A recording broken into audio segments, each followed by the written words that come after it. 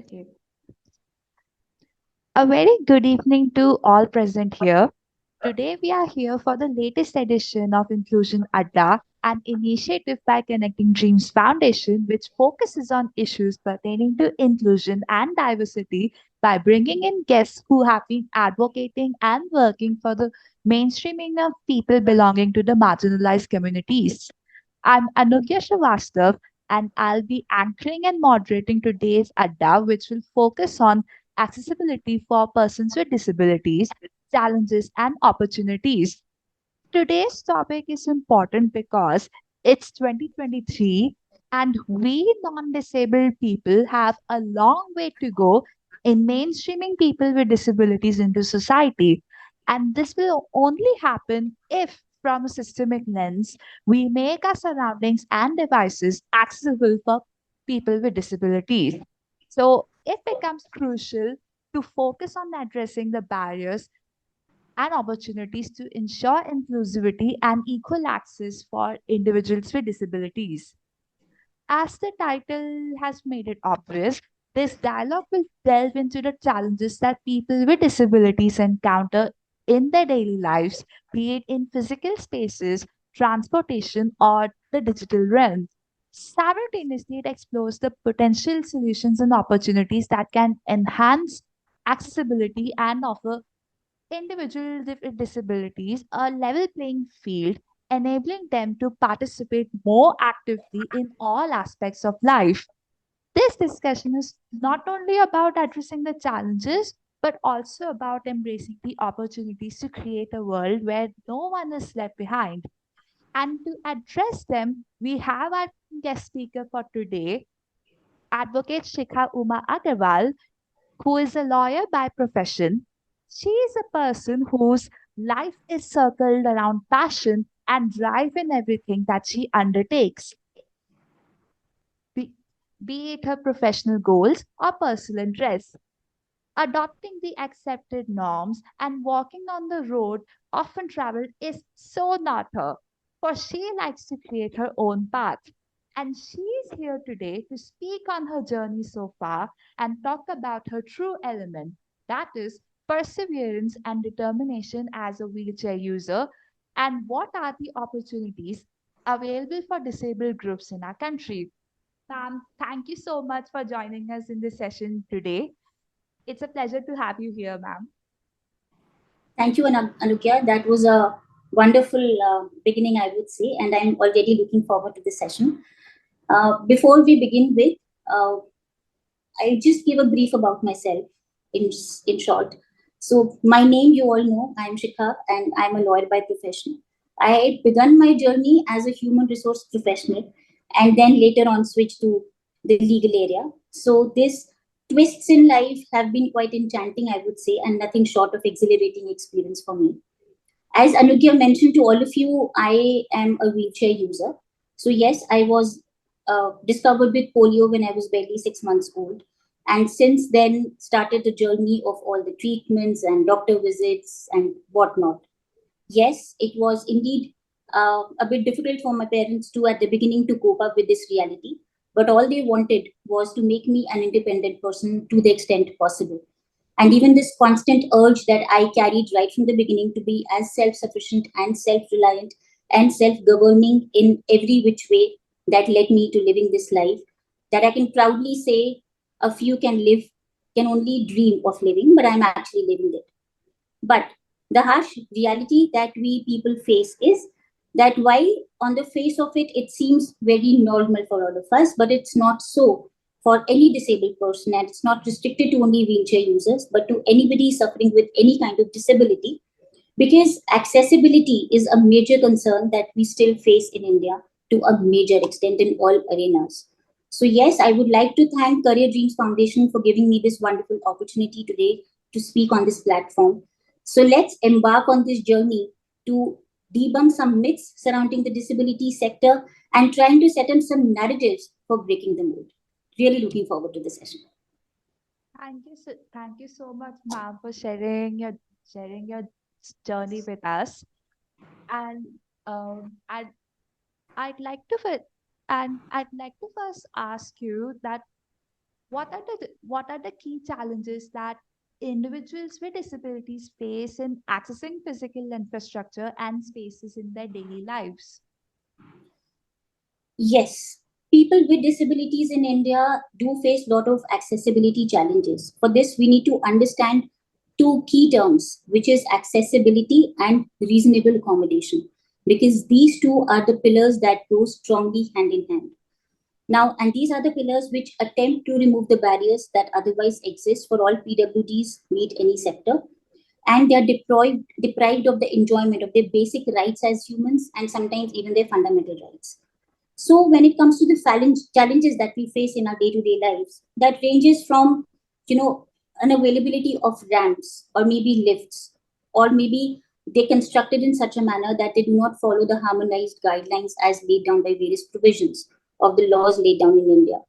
The absence of braille signs or the signages that help either the visually impaired people or the hearing impaired people, lack and absence of audio visuals that help people from different disabilities, sometimes even people suffering with cognitive disabilities, that is much less talked about in India.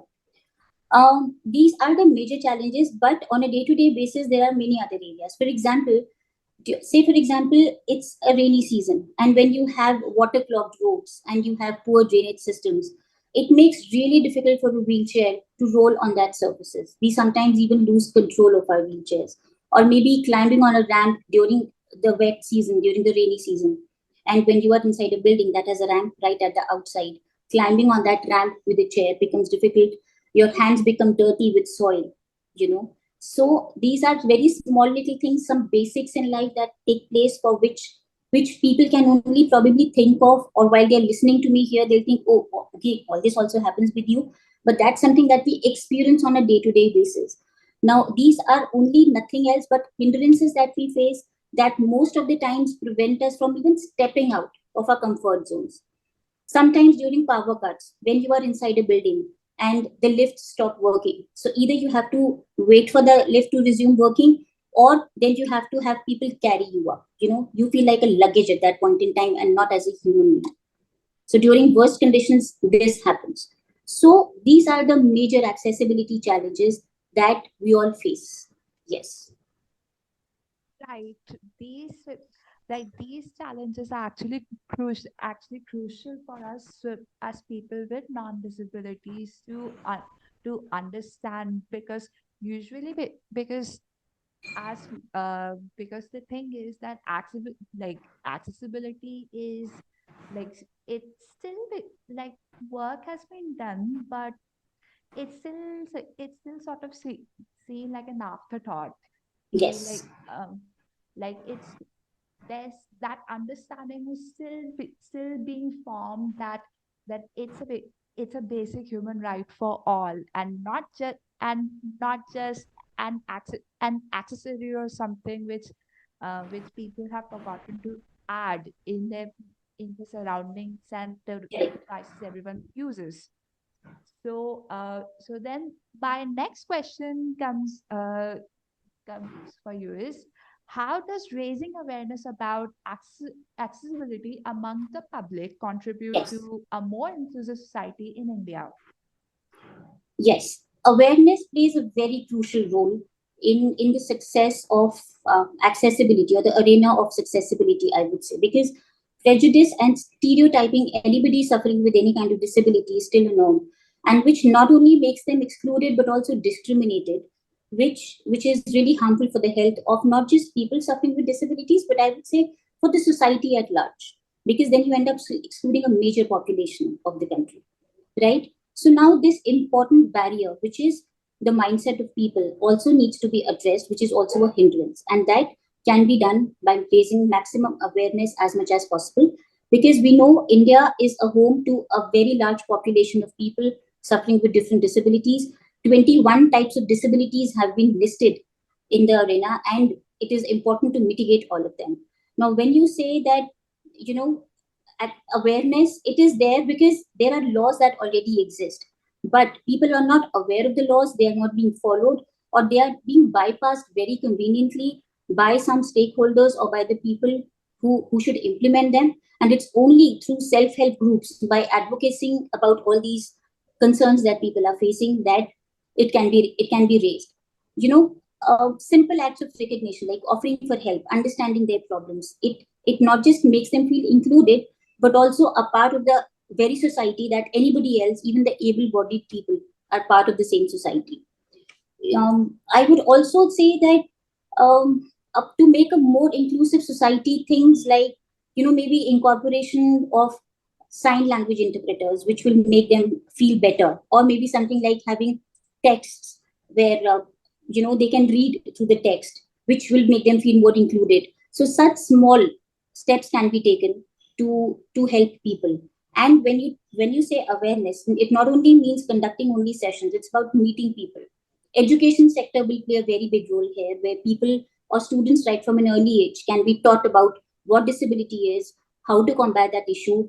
Maybe when they grow up to be responsible citizens, there is not much left to make them aware at a stage when the damage has been already done. It's been combated at a very early stage. Absolutely, absolutely true that about what you said. So, my next question for you is that in what ways do transportation and mobility challenges affect the daily lives of persons with disabilities, and what measures can be taken to improve accessibility in this regard? Lack of appropriate transportation facilities for PWDs pose a major challenge in terms of their mobility. Some most common barriers that people face or the PWDs face in transportation systems is because they're not even adequately designed to accommodate individuals with disabilities, and makes it nearly impossible for them to board vehicles such as private cars or even cabs, buses, trains, airplanes. They're not designed in such a format where PWDs can even enter them. It can even access those vehicles. Lack of proper seating and restraints in spaces inside the vehicles makes it impossible for wheelchair users to maybe maneuver uh, inside a vehicle. Or maybe if a visually impaired person is trying to climb up a bus using a white cane, it becomes really difficult when the steps of the bus or the trains are not adequately designed, which help them climb up on their own. So all these are the lack of transportation facilities that act as barriers for PWDs majorly. Now, when we say that measures to improve accessibility in the area of transportation, according to me, the core step is to train the staff and the respective people from the transportation industry and the personnel how they should assist people, the PWDs entering their space, and also treat them very respectfully, because sometimes even not just the staff but even fellow commuters don't really help people. They rather give very disdain looks which act as a barrier for people, and they prevent them from traveling. you know Citing from my own example, if I want to travel through any such mode of transport, and when I see there is not adequate space and I reserve myself maybe near the entrance, so like they say, a picture says 1,000 words. Even the facial expressions say 1,000 words. So when you are sitting there near an entry point and people they try to make an entry or exit from there, the looks on the face of their face that I am a hindrance to them. Now, if they are not liking us, a 1 minute barrier in terms of they're just the entry or exit point. Imagine a person with disability who has to face that hindrance always. So from that humanitarian perspective, so the training of staff, not just the transportation personnel, but also the fellow commuters. So the sensitization needs to take place so that such barriers can be removed. Absolutely. Right. So the next question that I have as a Yeah. follow-up to this is that um, is what what role do government policies and regulations play in promoting accessibility for persons with disabilities in both physical and digital realms? Okay, so there are two things here. One is the legal point, one is the laws that we have in place, and then the government policies. If you are more specific about the government policies, so yes, there are few certain policies that have been laid down. For example, the Accessible India campaign, under which Sugamya Bharat app, Sugamya Bharat Abhiyan was launched, and Sugamya Bharat app was also launched way back in 2015. which aims to make public spaces and the transportation systems accessible for people suffering with disabilities. And it does not focus only on one type of disability, but it has areas referred to where people from all types of disabilities are addressed so that the challenges that they face can be mitigated to a major extent. Then the Digital India initiatives that our government has taken from time to time. Under this Digital India campaign, the government aims to ensure that the digital platforms and services are available to everybody in such a manner that technology and communication barriers are broken and people with disabilities, again, I would refer to people with all kinds of disabilities, have a more inclusive access with respect to web content accessibility guidelines that have been laid down, and there are no problems in handling the interfaces, maybe the internet or any kind of digital interface. National Policy for People with Disabilities, which is NPWD 2006, was launched, which emphasizes on the creation of an inclusive society by addressing physical, social, economic, and technological barriers by removing all of this. It advocates for universal access to physical infrastructure, education, employment, information, and communication technology. Also, one major crucial role that plays one major crucial area that plays role in this field and introduced by government is CSR, which is corporate social responsibility, where it has been mandated by the government that certain organizations have to donate or have to make certain contributions to certain organizations which are registered and recognized by government, in which some of the organizations who specifically run towards disability sector, contributions have to be made for them so that they can work towards making accessibility more normal, not just accessibility, but any other challenge that the people with disabilities are facing. So these few initiatives by the government over last few years have been drafted and chalked out to an extent applied as well to mitigate the challenges faced by PWDs. So, so then, so my next question, as sort of a follow up to what organization, like we already seen organizations contributing to the accessibility sector. Um, there was one organization I worked with for a month, which was basically a CSR only, and and they're still they're still undertaking basic accessibility trainings for the airport. They're conducting it with the airport staff at Delhi IGI, and recently they've also organized a cricket match for players with disabilities. So work has been done there.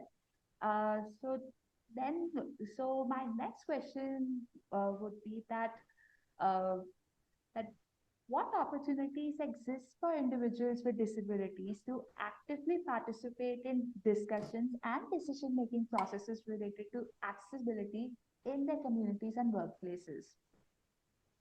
See, a very crucial point for all of us to understand is that the manner in which a disabled person engages with the available resources is very different in the manner in which an able-bodied person will engage with the same set of available resources, right? So this is a very well put question and very logical, that what opportunities do individuals have to actively participate.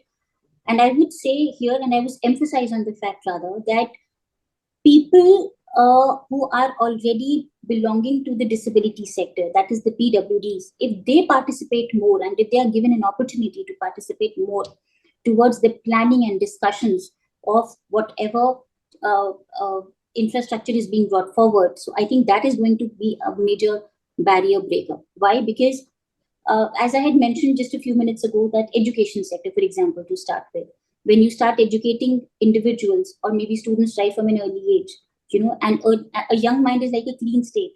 So to try to make them make some ideas accommodate in their mind is slightly easier as compared to other individuals. So if you make them understand what accessibility is, what disability is, what challenges are, then they participate in such forums which with a lot more enthusiasm. You know, then when if you make it a part of their curriculum, maybe, or maybe give them some snippets or workshops from time to time, they participate in such discussions. Again, establishing advisory boards or maybe self-help groups, employee resource groups within organizations where such discussions take place periodically, I would say, or maybe from time to time, where people talk about active challenges that people are facing. They take case studies, they take examples from what is happening, how that can be mitigated. They take, like for example, recently 2 days, since 2 days, all this news of Sheila Devi, are is going viral over the internet for how she made a mark in archery without having arms, and she managed it with her limbs, lower set of limbs. So such real life examples should be taken into account, and such individuals should come forward. They should be encouraged to come forward and participate. So discussions, organizing town halls, events, self-help groups, advocacy groups, where people should be made a part of whatever I would say the developments are taking place or the decisions are taking place, so that at that stage itself, you know what you need to deliver over the next course of time. Absolutely, absolutely true, ma'am. So, so so lately, lately what I've realized being involved in debates and discourse surrounding accessibility is that most of the time we whenever at the issue is being talked about, so it's mostly focused on accessibility for people with locomotor disabilities or visual impairment or hearing impairment. But within that discourse, people those people who have invisible disabilities, they tend to get excluded from this discourse of accessibility. So what more could be done to include people with invisible disabilities, say autism, ADHD, and other disabilities? Correct. Very well said. That's a very relevant point, Anugya. Because I would say while there are legal provision, there is inclusion in terms of legal provisions for these kind of invisible disabilities, but inclusion from the society at large still has a long way to go.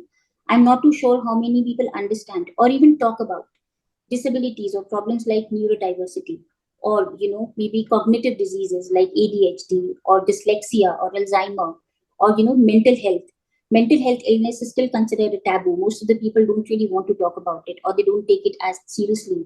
It doesn't get the attention that it deserves. So yes, all this, that there should have to be policy implementation right at an early stage. While early stage, I would not say, because we have already crossed that stage, because there are too many people that have been affected by these diseases. But I would still say that even if we start implementing, maybe making policies at that very level, or have flexible employment policies, flexible working hours for such people, understanding their needs, keeping in mind the concept of DEI, which says diversity, equity, and inclusion. Equity is a very important word here. So to understand that their needs are slightly different than others, and therefore do not give them a format which is applicable on everybody else. Rather, give them a format where you do justice with them as per their special needs. I think that will make a very large difference to a very major extent. So promoting inclusive designs, or maybe sharing best practices, because I would not say that nothing is happening on that front. Yes, there are organizations that are working on that front. There are certain organizations that are working from the point of view of promotion of working of these disabilities, and then there are organizations that are promoting employment.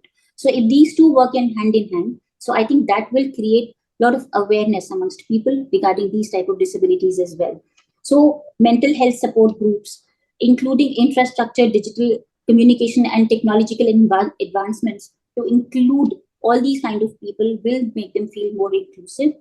They will help dispel the misconceptions surrounding these kind of disabilities, which is considered that probably they are not good at anything. But only when you realize the potential in them will you start including them in more concepts. Absolutely, absolutely get right, ma'am. Right. Um, so my next question is that How does promoting accessibility align with the principles of diversity, equity, and inclusion in society and within organizations? Okay, so uh, promoting accessibility surely aligns with the principles of DEI in more ways than one. If you understand accessibility from a wider perspective, you know that it is only devising the ways of inclusion to welcome diversity by bringing in more human talent and more human abilities, which is from diverse sectors. So, accessibility addresses physical, technological, communication, societal barriers, removing all of this, promoting participation and inclusion of people with disabilities in all aspects of life, providing equitable access to resources, services, and opportunities for everyone, regardless of their abilities. This, in turn, is the very essence of DEI.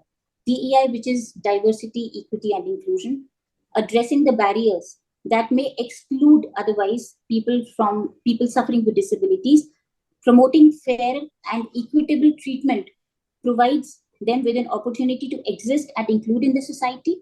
Simultaneously, DEI principles break down the barriers that prevents individuals from entering into that arena. So these two are not too separate, but they work in hand, in sync with each other, and only then you will be able to achieve the larger level that we all are aiming at. Um, so just a follow-up question to what you just said, that what then what strategies can businesses and organizations implement to make their products, services, and digital platforms more accessible to diverse audiences, including those with disabilities? Okay, so see, at a larger level, organizations are working. There are many organizations that are promoting talent, hiring of talent, rather, I would say, for including people with different kind of disabilities. You know, now if you were to talk about mitigating such challenges, so uh, they can range from including more accessible physical infrastructure by having more, ramps and lifts, and having all the kind of such infrastructure made as per the harmonized guidelines that have been laid down as per the provisions of Act, as per maybe RPWD Act 2016, or as per National Building Code 2016, which is again a mandate by law. So when you have the physical infrastructure made, then that's the kind of role that organizations are making, having incorporating more um, disabled friendly digital infrastructure that will include more people into the arena. There are many organizations, for example, Barrier Break or Anudeep Foundation, that are working towards not just creating awareness about what these different disabilities are, but they are also helping various other corporate sectors employ people with different kind of disabilities. Now that's a very remarkable and landmark achievement, because when these kind of organizations help to promote employment, or like for example Enable India or Accessible India, so all these organizations, they identify talent, the talent pool of people with different disabilities, also people with from neurodivergent disability sector, people suffering with cognitive disabilities, and that is when they approach organizations, they collaborate, they help people get suitable jobs, they encourage flexible working requirements for these individuals, so that they can achieve a more sustainable and inclusive lifestyle. So I think that's the kind of changes that organizations can make in having one at a corporate level, where organizations can have a more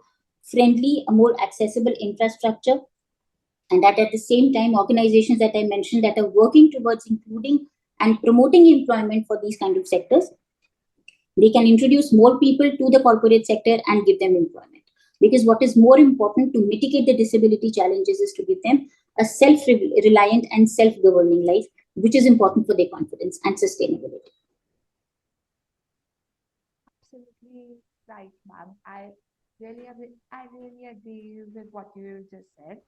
Um, so my so my next question would be that what are I know you just mentioned about the harmonized guidelines, which was which Ministry of Urban Affairs released an Yes. updated version of it last year.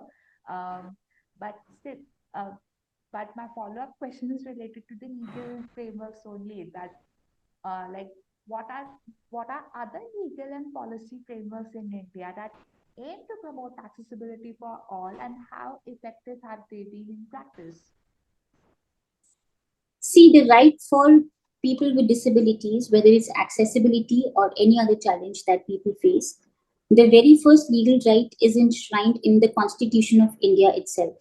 Article 19, which talks about that every individual has the right to move freely in the territory of India. Article 21 of Constitution that directs that no person shall be deprived of personal liberty of life. Now these two articles, if you see in conjunction with each other, they very much guarantee that every individual, they have not made any exception there. They do not carry a rider. So which means every individual means every citizen of India who is present in India, in the territory, has the right to access freely the infrastructure.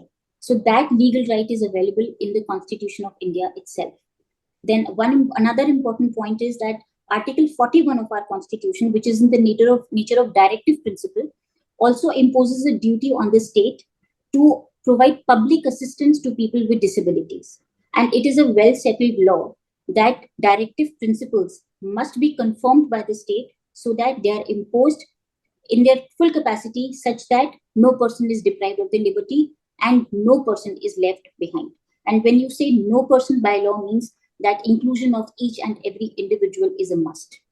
So that talks about the Constitution of India itself, which is the most governing factor.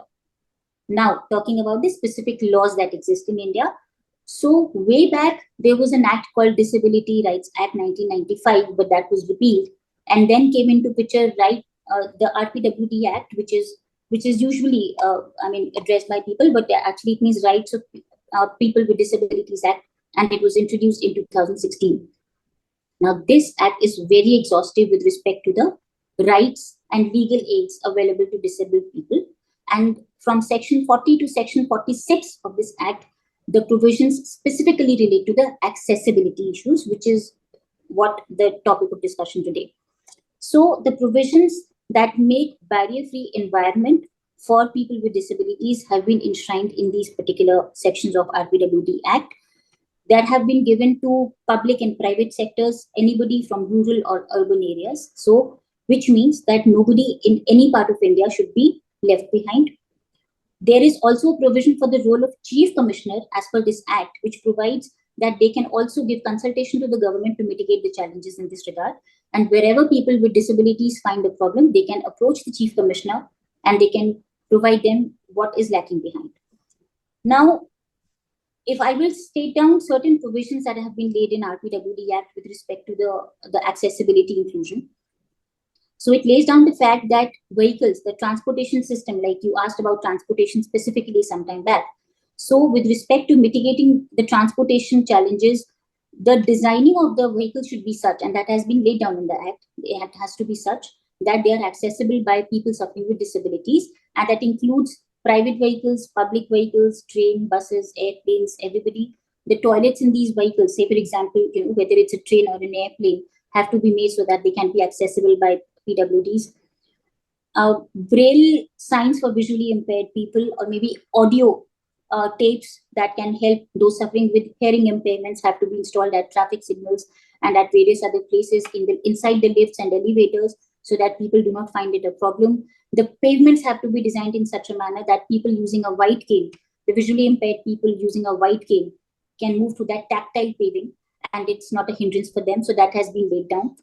Reserve the number of parkings for PWDs in areas such as maybe cinema halls or banquet halls, or maybe entertainment malls, parking zone, entertainment areas. At all such places, the number of parkings should also be reserved, and that has been laid down in RPWD. For this, the international symbol of disability, which is a wheelchair, is to be used so that anybody can understand that this is a reserved parking. Wheelchairs should be accessible and should be available at every public space. No public space will not allow entry to anybody who needs to use a wheelchair, and that has to be available to them mandatorily, has been laid down under the provisions of the Act. Also, the Disabilities Act 1995 carried a rider that the state will only make available resources to people as per their economic resources. So which means the extent to which money is available with them, and only then they can make expenditures. But RPWD Act, the good part is that the RPWD Act has done away with this, which means that now the state must conform to the requirement. It has been cast upon an obligation on the state. So there is no way that the state can deny that lack of funds, we can't do anything. No, they can't do that, because that rider has been specifically removed by the RPWD Act. Section 44 of RPWD Act provides mandatory observance of accessibility norms that have been laid down. So which means that once the infrastructure is created, the accessibility norms have to be observed as well from time to time to check the basic structure and the building facilities. Section 45 provides for a timeline for making existing infrastructure and premises accessible and action for this purpose. And Section 46 provides a timeline for the service providers. So if you see, the list is very exhaustive. Almost everything has been covered to ensure that law does not stay behind when it comes to protecting people with disabilities and giving them their rights that they deserve. In this regard, even the National Building Code 2016 plays a very crucial role, because it has also become like an important instrument. It is another leg of RPWD, because the provisions laid down in NBC are mandated by RPWD, which means that it is not advisory in nature, but it is enforceable by law. So it provides guidelines as to how the buildings, whether it's public building or private building, has to be built up. There are certain measurements and many such key areas through which these kind of buildings or anything should be designed. Any kind of infrastructure should be designed following the guidelines of NBC 2016 for constructing the buildings for the aid of PWDs, the persons with disabilities. Now, even the harmonized guidelines issued by Ministry of Urban Affairs, as you mentioned a few minutes ago, have also been laid down, where the emphasis is more towards the construction of public sector buildings. Even the rights of rights of persons with disabilities amendment rules 2023 that was released a while ago also has included few more areas, including the sports area, because now a lot of PWDs are being encouraged to make their foray into the sports sector. So the sports complex and the buildings should be designed in such a manner so that more and more PWDs can come and participate in the sport activities as well. So that was talking about the availability of legal norms in India. Now coming to the implementation. Largely, it remains on paper, and I will not shy from saying that, because we still see lots and lots of infrastructure that is being created, whether it's public, whether it's private, whether it's temples, whether it's public spaces, whether it's cinema halls, corporate offices, or maybe on the face of it, whether it looks that yes, they are accessible. Critical institutions like insurance companies, banks such as not even private banks, but public banks also, public sector banks such as SBI. These are the buildings which are still not constructed as per the guidelines laid down by the Act and the manner in which law has mandated for them. So by and large, those guidelines are still not followed. The accessibility audits, which is confirmed by law that they should take place from time to time, either those mandatory audits are not taking place, or incorrect reports have been circulated stating that everything is under control, which is actually not the case. So the reality is that, what should have been implemented long time back is not really implemented that well. There is an expression that says, give them an inch and they took a mile, which means that something which seems to be very small at the moment will take a bigger and a worse shape if ignored or if considered insignificant. That has exactly happened with the disability sector, that paying attention to the needs and requirements of the disabled people was considered very insignificant, I would say, right from the beginning, and that is still continuing in the same manner. So I am not trying to make a point that no changes have taken place at all. Yes, they have. Personally, for me, in my life, from what I used to do some 15 years ago or 20 years ago, there is a lot more that I can do now. But by and large, the problems still exist. By and large, the accessibility audits still exist. I'll give a very small example, a practical example. If you have heard about this UDID card, which was again launched in, the Sugamya Bharat Abhiyan. Now, this UDID is a disability identification card that is important if people with disabilities apply for, because it includes them in the database. Now, even to apply for a UDID card, you need to have an examination done by a competent medical authority. So, like for example, I have a certificate issued by AIMS, which gives a percentage of my disability as well. That yes, Shikha with 75% disability. But even though when I have to apply for a UDID card, I cannot use the existing certificate. I still have to go and meet a competent medical authority. I have to get a re-examination done. Sometimes the camps which are being put across, like sometime back there was a camp played in NCR in some local hospital, and the manner that in which that hospital is being, I would not say constructed, but the way it is kept, I mean, no sane human being would want to enter there to get an examination done, and that too when you have to go there and sit for like 3 to 4 hours. So it's difficult for anybody to go and get an examination done from a competent medical officer there. So my question is, why is this happening? If I already have a certificate, and you can see that I am in the same situation as before. So I think that can serve as a base, and I should be issued that card, but I still have to go an examination. So these are such practical hindrances that come in the way.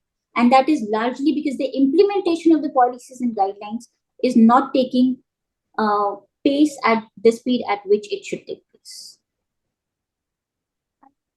I totally agree with you with what you said, because as someone who has pursued disability studies and action within social work as a specialization at this, like I've got to hear such practices and such obstacles which people with disabilities face at a systematic level.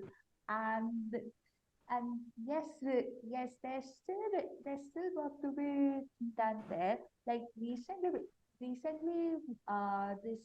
this case of Virali Modi was came on Yes, news. Like she yes, was like on her marriage, she had to face that accessibility problem, despite telling the people at the office there that she's a wheelchair user, and she would require that person to come down to correct. sign. So, and also, but also the health survey in India has couple of months back also removed questions related to disability. And Yes, yes, that was when very sad. Yes, yeah, and yes, when they were questioned about it, so they said that in those 3 years the disabled population won't increase. So the fact that we right now we're still using census 2011 for research purposes and all, we are still going back that by that statistic that 2.2% are disabled in India, which but is then not true, by the way. I That is a know, wrong statistics being reported. As I said, misleading data is being circulated, you know. right, So, right, and like you quoted about Virali Modi, and she had to face that in a government office. It is the registrar office that she had to face it, And then on a marriage day, she had to go and being lifted for two floors just to get the marriage certificate, the marriage registered. So her marriage day turned into a nightmare. And that's something that we face on a day-to-day basis, something that wheelchair users face almost every day. The moment we step out, and if I want to visit a cafe just to have coffee with my family, so people very casually say, "Arey, hamare paas log hain, we'll pick you up." So as I said, we are not luggage. We are human beings, so please treat us like humans. And that's something that happens with everybody, be it any kind of disability or anybody from any other user group, people from LGBTQ, anybody for that matter. So anything which is different from the accepted norms has to be treated with a different perspective. And that narrative has to change. High time that that narrative changes. right. So there we be. So now I have one last question to ask you. That, like, do you have any examples of innovative solutions or projects that have successfully addressed digital accessibility challenges Hmm. for persons with disabilities in India?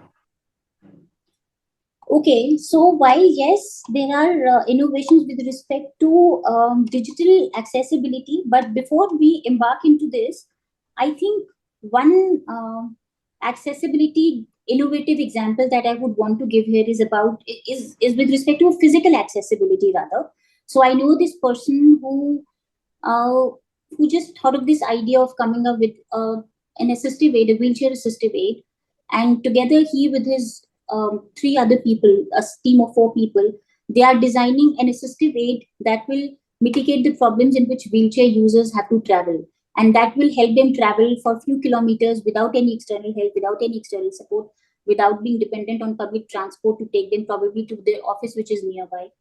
And they had their prototype ready and they're about to launch it in some time. They are now in the process of creating a design for it.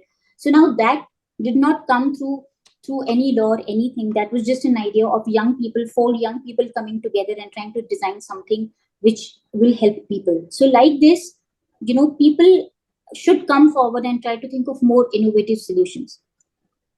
Now, with respect to digital transformations, yes, in India, few technologies that have been taken from countries outside India, but they have been successfully implemented. The simple ones like Siri, Alexa, Google Talk, all these have entered into the digital foray quite extensively, and they have helped people with disabilities, especially those suffering with even visual impairment or hearing impairment. They have benefited at large using these kind of technologies.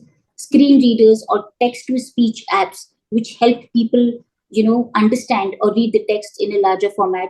They, or maybe the color contrasting schemes and apps that have come out these days, they help people. The brain science that have been incorporated in the various there are proposals of incorporating that in different kind of websites as well, which is going to benefit the visual impairment people really well. So I think the web content accessibility guidelines that also lays down how digital transformation should take place will also mitigate the problems to a larger extent. And I think when it comes to accessibility, another very good example that was set in the court of law in Supreme Court. That was a very recent example where our Honorable CJI, the Chief Justice of India, allowed an interpreter to uh, take lead in a case where a hearing impaired lawyer was dealing with the case. Now, I would say, there were some people who lauded the movement, and then there were some who said that there is no need for an approval in such matters, and it should not be governed by an approval, but it should be rather mandated. So, why are we emphasizing so much on the fact that the CJI approved of it?